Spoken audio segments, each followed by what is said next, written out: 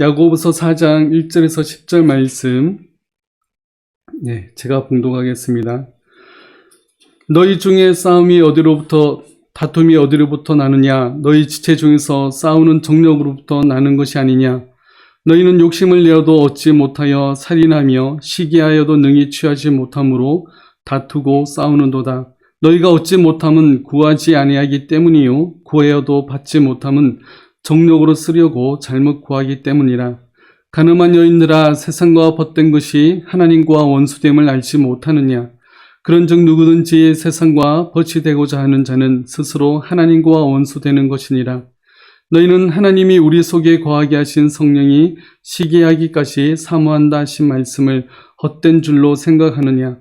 그러나 더욱 큰 은혜를 주시나니 그러므로 일렀으되 하나님이 교만한 자를 물리치시고 겸손한 자에게 은혜를 주신다 하였느니라. 그런즉 너희는 하나님께 복종할지어다. 마귀를 대적하라. 그리하면 너희를 피하리라. 하나님을 가까이 하라. 그리하면 너희를 가까이 하시리라. 죄인들아, 손을 깨끗이 하라. 두 마음을 품은 자들아, 마음을 성결하게 하라. 슬퍼하며 애통하며 울지어다. 너희 웃음을 애통으로, 너희 즐거움을 근심으로 바꿀지어다. 주 앞에서 낮추라. 그리하면 주께서 너희를 높이시리라. 아멘. 오늘은 더욱 큰 은혜라는 말씀으로 함께 말씀을 살펴보겠습니다. 우리 어머니 이렇게 힘들게 나와주셔서 감사합니다. 우리가 지난 시간에는 이 지혜의 온유함으로 그 행함을 보이라라는 말씀을 살펴보았습니다.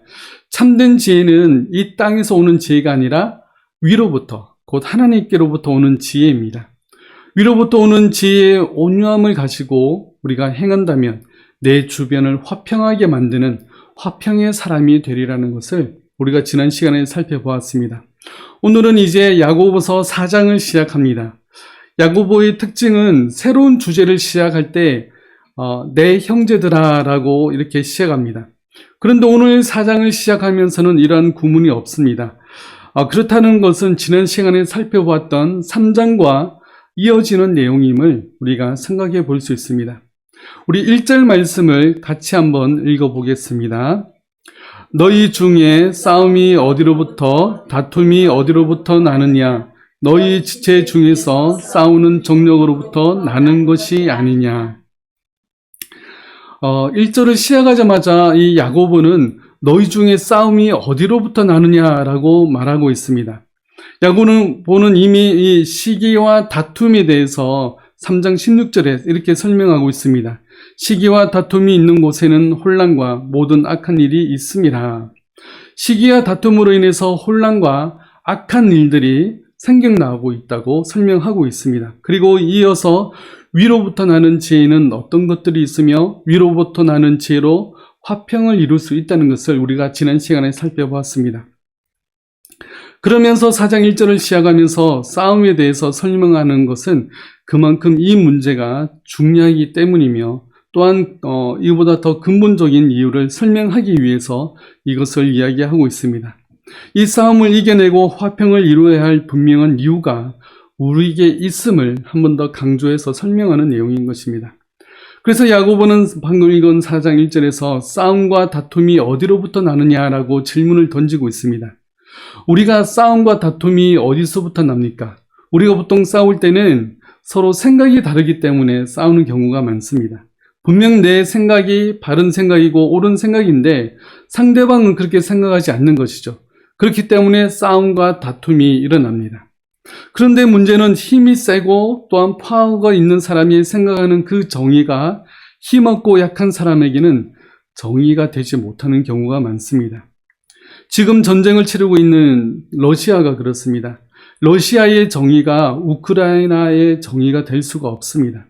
그래서 우크라이나는 그것을 거부했더니 러시아는 군대를 동원해서 전쟁을 일으켰습니다.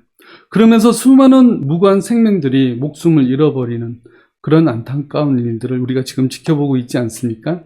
그러므로 싸움과 다툼이 어디로부터 나옵니까? 다른 생각과 함께 욕심으로부터 나옵니다. 뭔가를 차지하려는 그러한 욕심으로부터 이러한 싸움이 일어나게 되는 것입니다. 권력 욕심도 그러합니다. 권력을 가지게 되면 많은 사람들이 자신 앞에 머리를 조아린다고 생각하고 더욱 큰 권력을 가지기 위해서 서로 싸우고 헐떴습니다. 또한 물질적인 욕심 때문에 싸움과 다툼이 일어납니다. 자신이 더 많은 물질을 차지하기 위해서 다른 사람과 싸우기도 합니다. 예를 들면 재산이 좀 많은 그런 부모님이 돌아가시면 자식들이 서로 이 재산을 쟁탈하기 위해서 싸우는 경우들이 있지 않습니까? 싸움과 다툼은 이런 이유 외에도 여러 이유들 때문에 생기는데 오늘 본문에서는 좀 더 근본적인 이유를 밝히고 있습니다. 그래서 1절 말씀에 보면 싸움과 다툼이 싸우는 정욕으로부터 나온다라고 말씀합니다. 여기서 정욕은 헬라어로 헤도네라는 그런 단어입니다. 이것은 쾌락을 추구한다는 그런 의미입니다. 여기서 쾌락을 추구할 때 즐긴다라는 의미가 그 속에 들어가 있습니다. 풀어서 설명하면 이 정욕이라는 것은 쾌락을 즐기면서 추구하는 그러한 태도인 것입니다. 싸우는 정욕이라는 것은 싸우기를 좋아하고 즐기는 그러한 욕심의 하나입니다. 그것이 죄인 줄 알면서도 그것이 악한 일인 줄 알면서도 그것을 즐기는 마음, 그것을 바로 정욕이라고 설명합니다. 우리 마음 가운데 간혹 이런 마음이 있지 않습니까? 서로 싸우고 다른 사람에게 상처를 입히고 헐뜯고 비난할 때 상대방이 이런 일로 말미암아 힘들어하는 모습을 보면서 내가 쾌감을 느낄 때가 있지 않습니까? 그래, 잘난 체하더니 꼴 좋다. 이런 마음들이 우리 가운데 있지 않습니까? 이것이 바로 싸우는 정욕입니다. 이런 마음으로는 절대 아무것도 가질 수 없습니다. 그래서 2절 상반절에서는 이렇게 설명합니다. 우리 같이 읽어보겠습니다. 너희는 욕심을 내어도 얻지 못하여 살인하며 시기하여도 능히 취하지 못하므로 다투고 싸우는다. 사실 정욕이나 욕심은 중성적인 의미입니다. 어떤 때는 긍정적인 의미로 사용되고 어떤 때는 부정적인 의미로 사용됩니다. 이 욕심이라는 것은 인간됨을 나타내는 하나의 인간된 그런 본성입니다. 시험에서 좋은 성적을 얻으려고 하는 그러한 욕심이 없이는 공부를 열심히 하지 않을 것입니다. 운동 경기에서 이기려는 욕심이 없이는 메달을 딸 수 없습니다. 건강하게 살고자 하는 욕심이 없이는 우리가 좋은 음식 먹고 운동도 열심히 하지 않을 것입니다. 인간에게 욕심이 없으면 인간은 아무것도 안 하는 그러한 무기력한 사람이 되고 말 것입니다. 그런데 문제는 어떤 욕심을 추구할 때 그 추구하는 대상이 잘못되었거나 그것을 얻는 방법이 잘못되었거나 그것을 얻으려는 목적이 잘못되었을 경우에 그것을 얻을 수 없으며 설사 얻었다 해도 허망한 그런 결과를 가져올 뿐인 것입니다. 잘못된 욕심은 아무리 그 욕심을 내어도 얻지 못하며 살인까지 하며 시기하여도 취하지 못하고 그렇기 때문에 더욱더 다투고 싸운다고 오늘 야고보는 설명하고 있습니다. 아무리 폭력을 휘둘러도 자신이 구하는 것을 얻지 못합니다.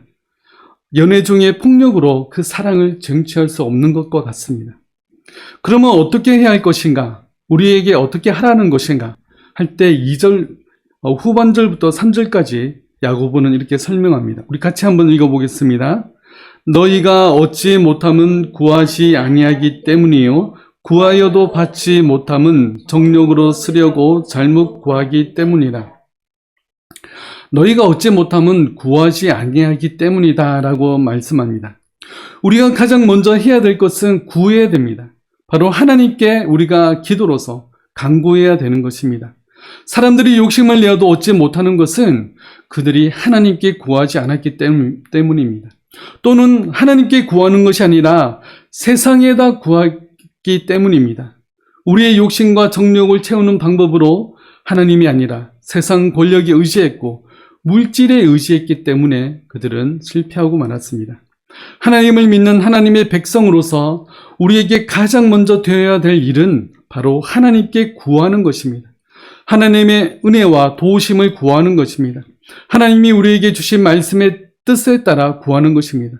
위로부터 오는 지혜를 구하며 그 지혜에 따라 살아갈 수 있도록 우리가 하나님께 간구하는 것입니다. 그래서 야고보서 1장에서는 이미 하나님께 기도해야 되고 구해야 됨을 이렇게 설명하고 있습니다. 너희 중에 누구든지 지혜가 부족하거든 모든 사람에게 후히 주시고 꾸짖지 아니하시는 하나님께 구하라. 그리하면 주시리라. 하나님은 후히 주시고 꾸짖지 아니하시는 하나님이십니다. 우리는 이러한 하나님께 구해야 됩니다. 우리가 얻지 못한다는 것은 구하지 않았기 때문에 그렇습니다.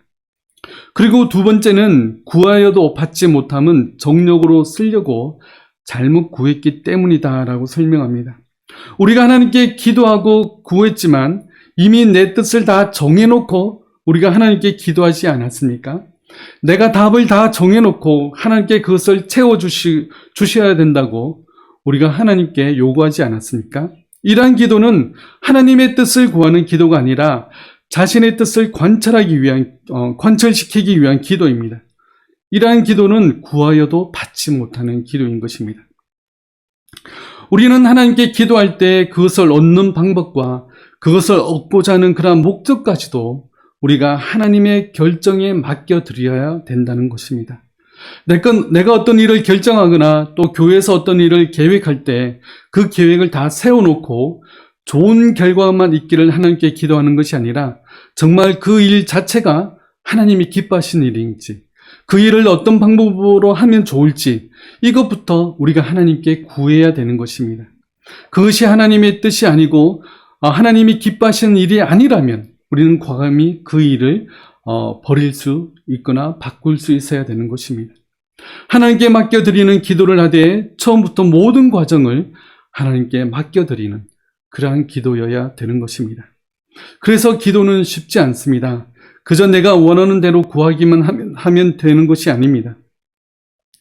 기도하면서 이 기도가 내 욕심을 위한 기도인지 정말 하나님이 기뻐하시는 기도인지 우리가 잘 생각하고 기도해야 됩니다.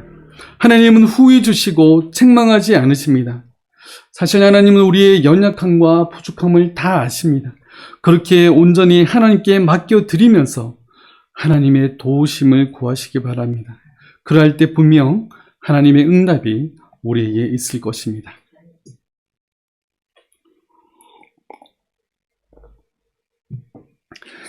우리 4절 말씀을 우리 같이 한번 읽어보겠습니다.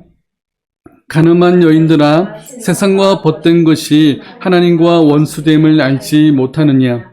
그런즉 누구든지 세상과 벗이 되고자 하는 자는 스스로 하나님과 원수되는 것이니라. 야고보는 사절에서 가늠한 여인들아 라고 그렇게 부릅니다. 그런데 가늠한 여인들에게 그런 가늠한 여자들에게 하는 그런 경고일까요? 아닙니다. 이 야고보는 1장에서 나와 있듯이 흩어진 12지파에게 보낸 편지입니다. 그러면서 내 형제들아 라고 계속해서 호칭하여 부르고 있는 그런 모습을 우리가 볼 수 있습니다.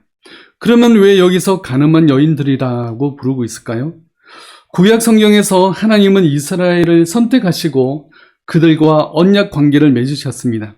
그것을 결혼 이미지로 설명합니다. 이사야 말씀에 보면 이렇게 설명합니다. 두려워하지 말라. 내가 수치를 당하지 아니하리라. 놀라지 말라. 내가 부끄러움을 보지 아니하리라. 내가 내 젊었을 때의 수치를 잊겠고 과부 때의 치욕을 다시 기억함이 없으리니 이는 너를 지으신 이가 내 남편이시라. 그의 이름은 만군의 여호와시며 내 구속자는 이스라엘의 거룩한 이시라. 그는 온 땅의 하나님이라 일컬음을 받으실 것이라. 구약 성경에서 분명히 하나님은 그 선택한 이스라엘 백성들을 바로 그들의 남편이 되고 이스라엘은 바로 그의 아내가 된다. 바로 하나님의 아내가 된다고 설명하고 있습니다. 하나님이 우리와 언약을 맺으시고 우리의 하나님과 또한 우리의 남편이 되어주셨습니다. 하나님이 우리와 언약을 맺으신 것이 바로 이 결혼 언약과 동일한 것입니다. 이 결혼 언약은 바로 사랑의 관계 안에서 맺어진 그러한 것입니다. 그런데 이스라엘이 우상 숭배하며 남편과 같은 하나님을 배반합니다. 이런 상태가 바로 가늠한 여인과 같은 상태입니다. 지금 야고보는 흩어진 12지파, 온 땅에 흩어진 하나님의 자녀들에게 바로 이와 같은 경고를 하고 있습니다. 그들이 세상을 사랑함으로 말미암아 하나님의 사랑을 저버린 가늠한 자와 같다고 지금 경고하는 그런 메시지인 것입니다. 하나님을 믿고 사랑한다고 하면서 세상을 더 의지하고 붙잡고 있는 그들의 모습을 지금 보여주고 있는 것입니다. 세상과 벗이 되는 것은 바로 하나님과 원수가 되는 것입니다. 그렇게 세상을 사랑함으로 하나님의 사랑을 외면합니다. 이것이 영적인 간음이라고 말하고 있습니다. 우리도 언제든지 이러한 영적인 간음을 할 수가 있습니다. 그러므로 우리는 이 두려움을 가지고 영적인 간음을 하지 않도록 우리는 노력해야 됩니다. 교회 안에서도 우리는 말로는 신앙적인 일이며 하나님을 위한 일이라 하면서도 너무나 많은 경우에 세상적인 그런 일들을 하지 않습니까? 우리는 세상 한가운데서 살아갑니다. 그러다 보면 세상적인 그런 유혹에 우리가 넘어질 때도 있습니다. 그럼에도 불구하고 우리는 다시 일어나야 됩니다. 하나님을 사랑한다면서 동시에 세상을 사랑할 수 없습니다. 어떤 유혹이 온다 해도 하나님을 붙잡고 하나님의 뜻대로 행함으로 말미암아 세상적이 되지 말아야 되는 그러한 사명이 하나님의 백성들에게 있는 것입니다. 우리는 이 사명으로 부르심을 받았습니다. 이 사명을 잘 감당해내는 세상 가운데서 세상을 따르는 삶이 아니라 온전히 하나님만 따르는 믿음의 사람이 다 되는 저와 여러분들 되시길 바라겠습니다. 우리 5절 말씀을 같이 읽어보겠습니다. 너희는 하나님이 우리 속에 거하게 하신 성령이 시기하기까지 사모한다 하신 말씀을 헛된 줄로 생각하느냐. 이 말씀은 4절과 연결해서 보면 좋습니다. 우리가 세상을 사랑해서 하나님과의 관계가 깨어진 그런 가늠한 자와 같은 상태일 때 하나님은 우리 속에서 거하게 하신 성령님이 세상을 사랑하여 하나님께 등을 돌리고 세상 가운데로 더욱더 나아가려는 우리들을 포기하시는 것이 아니라 그 사랑에 의해서 하나님이 시기심을 가지는 것처럼 우리를 붙드시고 다시금 우리를 건져내신다는 그런 의미가 여기에 담겨져 있습니다. 하나님은 그 아들 예수 그리스도를 십자가에 버리시기까지 우리를 선택하시고 우리를 사랑하셨습니다. 한번 우리를 선택하신 하나님은 우리에 대한 소유권을 영원토록 주장하십니다. 그러면서 우리를 끝까지 붙들고 우리가 죄의 수렁 가운데 영원히 빠지지 아니하도록 우리를 붙들고 건져내시는 분이십니다. 그것이 바로 시기하기까지 하시는 그러한 하나님의 사랑이신 것입니다. 스가랴 선지자의 말씀에 이렇게 말씀합니다. 만군의 여호와가 이같이 말하노라. 내가 시온을 위하여 크게 질투하며 그를 위하여 크게 분노함으로 질투하노라. 하나님은 우리가 세상을 사랑하여 세상에 대해서 바로 그 죄악에 대해서 크게 분노하심으로 화를 내시지만 그의 자녀들은 끝까지 사랑하신다 말씀합니다. 그래서 우리들을 그 죄악 가운데서 건져내시고 우리를 인도해내시는 것입니다. 이것이 하나님의 사랑이며 하나님의 은혜인 것입니다. 우리가 세상을 사랑하여 하나님으로부터 등을 돌리고 하나님의 사랑을 저버릴 수도 있었습니다. 그렇지만 하나님은 그런 우리들을 외면하여 버려두시는 분이 아니라 우리를 붙드시며 건지시고 인도하시는 분이시라는 것입니다. 우리가 하나님을 믿는다면서 제대로 하나님을 믿지 못할 때가 많이 있지 않았습니까? 세상을 사랑하여 하나님을 잊어버리고 살 때가 있지 않았습니까? 코로나 시기에 점점 교회와 멀어지고 또 하나님과 멀어지지 않았습니까? 하나님은 그런 우리들을 외면하지 않으시고 끝까지 우리를 붙드시고 건지신다는 사실입니다. 그래서 다시 돌아오도록 언제든지 하나님은 기다리고 계시는 분이십니다. 하나님을 멀리 떠난 분들이 있으시다면 다시금 하나님께 가까이 나오시기 바랍니다. 하나님은 언제든지 우리가 다시 돌아오며 회개하고 하나님께 엎드려 기도하기를 기다리고 계십니다. 인자한 그 하나님께 속히 나오시기 바랍니다. 6절 말씀을 우리 같이 한번 읽어보겠습니다. 그러나 더욱 큰 은혜를 주시나니 그러므로 일렀으되 하나님이 교만한 자를 물리치시고 겸손한 자에게 은혜를 주신다 하였느니라. 6절 말씀에서는 하나님이 더욱 큰 은혜를 주신다고 말씀하고 있습니다. 더욱 큰 은혜라 말은 보통의 은혜가 있고 그보다 더 많은, 더 큰 은혜가 있다는 것을 말씀해 주고 있는데 이 보통의 은혜는 우리가 방금 5절을 살펴봤던 그 내용인 것입니다. 하나님이 자기 백성들을 향한 하나님의 질투심으로 하나님의 백성들을 끝까지 붙드시는 그 하나님의 사랑이 우리에게 주시는 하나님의 은혜인 것입니다. 세상의 마음과 생각을 빼앗겨버린 그런 가늠한 여인과 같은 성도들을 시기하도록 갈망하시며 그들을 끝까지 붙들고 건져내시는 하나님의 은혜입니다. 이 은혜만 하더라도 너무나 크고 너무나 놀라운 은혜입니다. 죄악 가운데서 하나님을 버리고 떠나버린 그들을 하나님은 포기하지 않으시고 다시금 붙드시고 인도하시는 그 은혜인 것입니다. 그런데 이보다 더 큰 은혜가 있다고 설명하고 있습니다. 그 더 큰 은혜는 바로 겸손한 자에게 주시는 하나님의 은혜인 것입니다. 하나님은 교만한 자는 물리치시지만 겸손한 자에게는 더욱 큰 은혜를 주신다고 말씀하고 있습니다. 우리가 알듯이 물은 높은 곳에서 낮은 곳으로 흐릅니다. 마찬가지로 하나님의 은혜도 교만하여 높은 자에게 흐르지 않고 겸손하여 낮은 자에게 흘러가는 것입니다. 이 흘러가는 그 은혜는 계속해서 흘러가서 채워지는 그런 은혜인 것입니다. 이렇게 하나님의 더욱 큰 은혜를 경험하기 위한 조건은 바로 겸손인 것입니다. 하나님이 나를 위해 얼마나 큰 희생을 치르셨는지를 알고 그 하나님의 높으심과 그 주권과 하나님의 그 권위 앞에 겸손하게 엎드리고 하나님의 은혜를 구하는 우리 모두가 되길 바라겠습니다. 그래서 이 5절과 6절의 은혜를 표현하는데 적당한 예시가 있습니다. 바로 이 탕자의 비유입니다.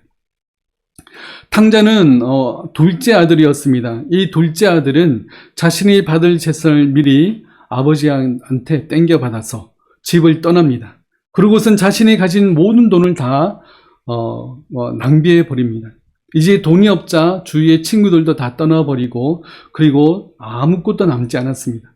이제 도저히 배고파서 자기 배를 채울 수 있는 것이 없었습니다. 그래서 돼지들이 먹는 그 주요 열매를 먹습니다. 그렇게 배고파서 돼지들이 먹는 밥을 먹다가 주인에게 들켜서 그마저도 쫓겨나 버립니다. 그래서 이 둘째 아들은 아버지의 집을 생각합니다. 그곳에는 먹을 것이 풍족하며 종들도 여러 사람들이 있습니다.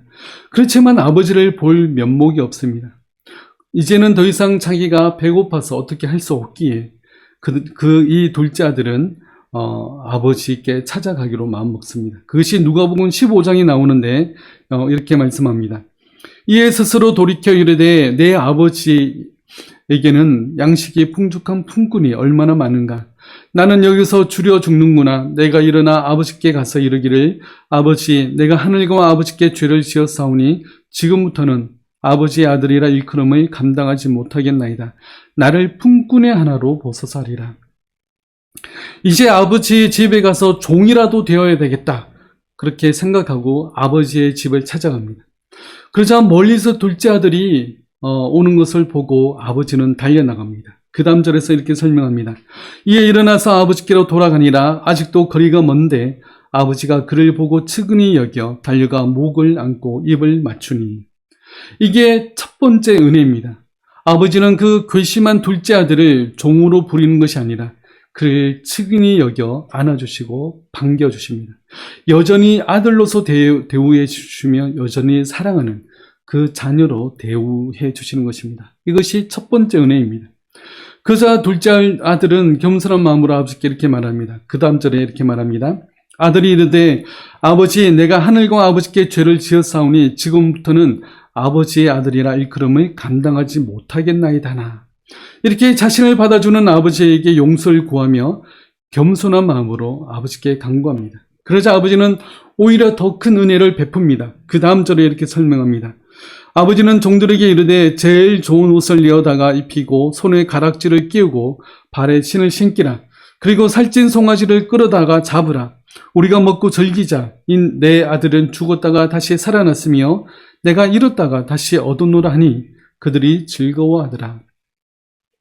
아버지는 이 아들을 자기의 아들로 사랑하는 아들로 받아줬을 뿐만 아니라 큰 잔치를 베풀어 줍니다. 이것이 더욱 큰 은혜인 것입니다. 탕자와 같은 우리도 가늠한 여인과 같은 우리도 하나님의 은혜의 품속으로 우리가 다시 돌아갈 수 있습니다. 야고보는 하나님께 돌아가는 방법을 그 다음 절에서부터 몇 가지로 소개하고 있습니다. 먼저 첫째로 마귀를 대적해야 됩니다. 7절 말씀에, 오늘 본문 7절 말씀에 이렇게 말씀합니다. 우리 같이 한번 읽어보겠습니다. 그런즉 너희는 하나님께 복종할지어다. 마귀를 대적하라. 그리하면 너희를 피하리라. 마귀의 역할은 우리를 죄의 수렁에 빠지게 만드는 것입니다. 욕심과 정욕을 가지게 해서 다툼과 싸움을 일으킵니다. 그러한 마귀를 대적해야 되는 것입니다. 마귀는 우리보다 훨씬 뛰어나고 힘이 셉니다. 우리의 힘만으로는 대적할 수 없습니다. 오직 하나님의 도우심이 있어야 가능합니다. 하나님이 함께 해주시는 그 은혜 가운데서 나에게 정욕과 욕심이 생기는 그 마음을 대적해야 되는 것입니다. 같은 믿음의 지체에 대해서도 다툼과 싸움이 나려는 그 마음을 버려야 되는 것입니다. 둘째는 하나님께 가까이 나아가야 됩니다. 8절 상반절에서 이렇게 말씀합니다. 우리 함께 읽어보겠습니다. 하나님을 가까이 하라. 그리하면 너희를 가까이 하시리라. 하나님을 가까이 해야 됩니다.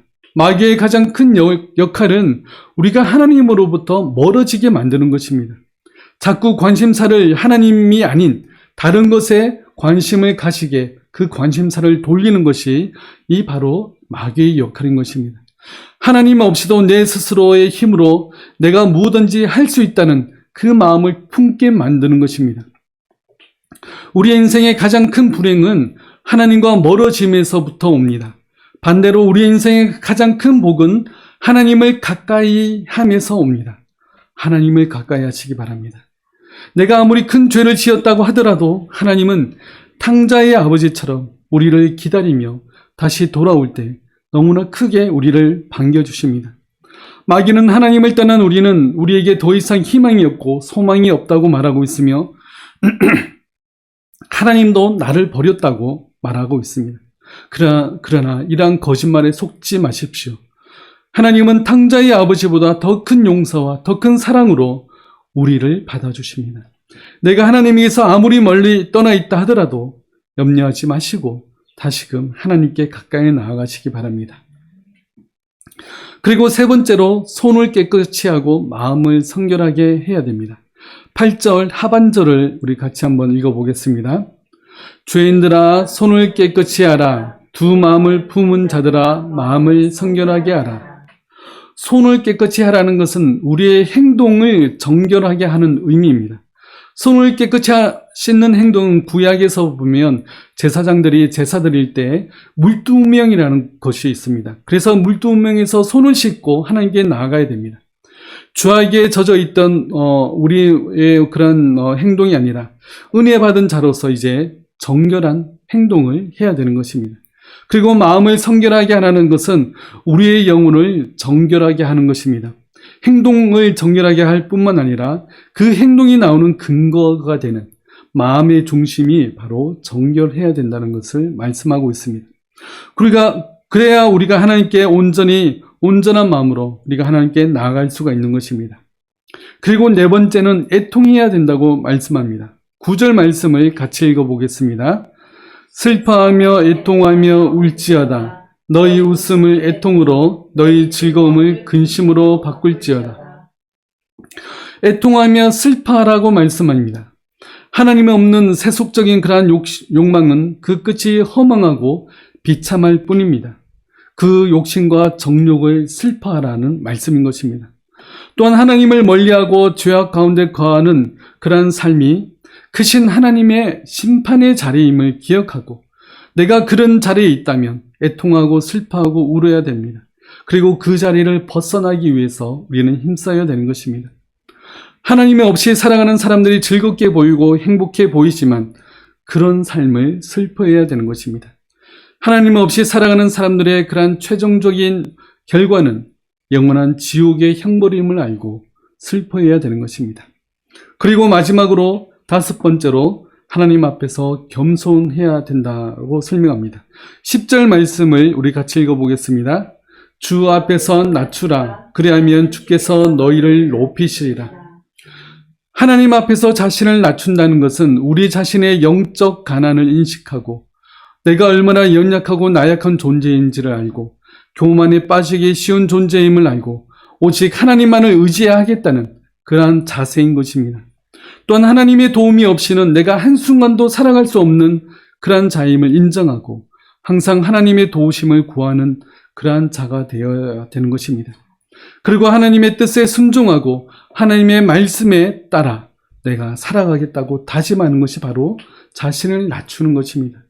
내 생각대로, 내 뜻대로 내 삶을 사는 것이 아니라 하나님의 뜻대로, 하나님의 생각대로 내가 살아가겠다는 것이 바로 자신을 낮추는 것입니다. 내가 하나님 앞에서 낮아질 때 하나님이 나를 높이십니다. 내가 하나님 앞에서 아무것도 아닌 존재임을 알 때 하나님께서 나의 모든 것이 되어 주십니다. 내가 빈 그릇이 되어야 하나님께서 나의 이 빈 그릇에 하나님의 은혜로 가득 채우실 것입니다. 이렇게 하나님 앞에서 나 자신을 낮추시기 바랍니다. 그럴 때 더욱 큰 은혜가 우리에게 임할 것입니다. 그리고 하나님께서 나를 높여주실 것입니다. 이 은혜와 그리고 더 큰 은혜를 사모함으로 말미암아 하나님께 더욱 가까이 나아가는 저와 여러분들 다 되시길 바라겠습니다. 우리 함께 기도하겠습니다. 우리를 모든 죄악에서 건지시고 또한 예수 그리스도의 그러한 십자가의 보혈로 말미암아 우리 모든 죄를 없애하시고 우리를 하나님의 자녀 삼아 주심에 감사드립니다. 또한 겸손한 자에게 하나님의 더 큰 은혜를 주신다고 하셨사니 더욱더 겸손함으로 하나님의 은혜를 구하는 우리 모두가 되게 하여 주시옵소서. 우리가 먼저 하나님께 간구하며 또 하나님의 뜻대로 우리가 간구하는 우리의 삶이 되어서 기도의 체험을 더욱더 해나가는 저희들 될 수 있도록 도와주옵소서. 그래야 더욱더 하나님과 가까이 하나님과 동행하는 하나님의 백성들이 다 될 수 있도록 함께하여 주시옵소서.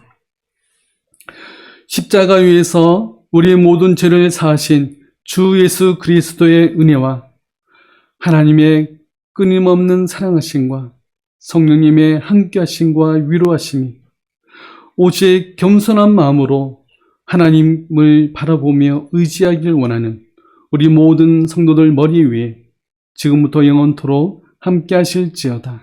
아멘.